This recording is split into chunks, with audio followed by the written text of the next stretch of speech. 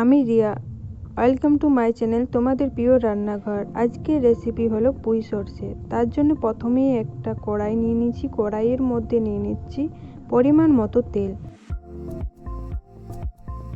গরম হওয়ার পর দিয়ে দিচ্ছি পেঁয়াজগুলো, সাথে একটা কাঁচা লঙ্কা চেরি করে। হালকা করে পেঁয়াজগুলো আমাদের ভেজে নিতে হবে।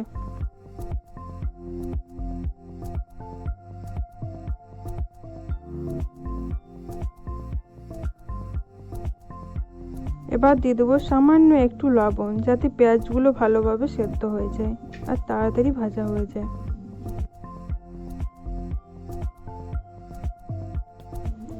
পেঁয়াজগুলো আমাদের ভাজা হয়ে গেছে। এবার দিয়ে দেবো মশলাগুলো, যে মশলাটা আমি আগেই বেটে নিয়েছিলাম, কালো সরষে, সাদা সরষে বাটা।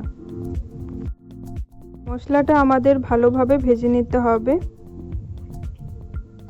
প্রথমে দিয়ে দিচ্ছি হলুদ গুঁড়ো 1 চামচ মতো, তারপর ভালোভাবে একবার নাড়িয়ে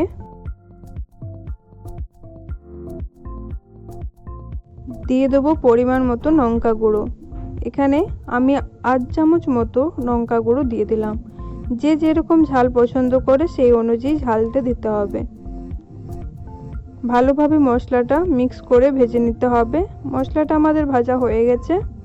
এবার দিয়ে দেব সেদ্ধ করে রাখা পুঁই আর আলু। আমি আগেই সেদ্ধ করে নিয়েছিলাম, সেটাই এখানে অ্যাড করে দিলাম। এবার ভালোভাবে মিক্স করে নেব মশলার সাথে। পুঁই আলু সেদ্ধ করতে দেওয়ার সময় আমাদের পরিমাণ মতো লবণও দিয়ে দিতে হবে, যাতে লবণটা ভালোভাবে মিক্স হয়ে যায় এবং পুঁইয়ের মধ্যে চলে যায়। তো এখন আমরা ভালোভাবে ভেজে নেব এবং শুকনো শুকনো করে নামাতে হবে, সেই জন্য একটু জলটা মরিয়ে নেব। সামান্য একটু পরিমাণ লবণ দিয়ে দিতে হবে এখানে।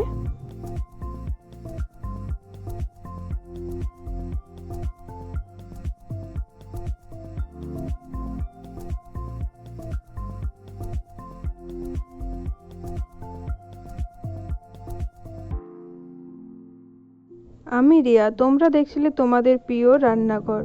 আমার রেসিপি যদি তোমাদের ভালো লেগে থাকে, সুন্দর একটা কমেন্ট এবং লাইক করে দিও। আর তুমি যদি চ্যানেলে নতুন হয়ে থাকো, সাবস্ক্রাইব করে পাশে থাকা বেল আইকন অন করে দিও। জলটা শুকনো হয়ে গেছে, শুকনো হয়ে গেছে। এবার নামিয়ে নেব। আমাদের পুঁই সরষে রেডি।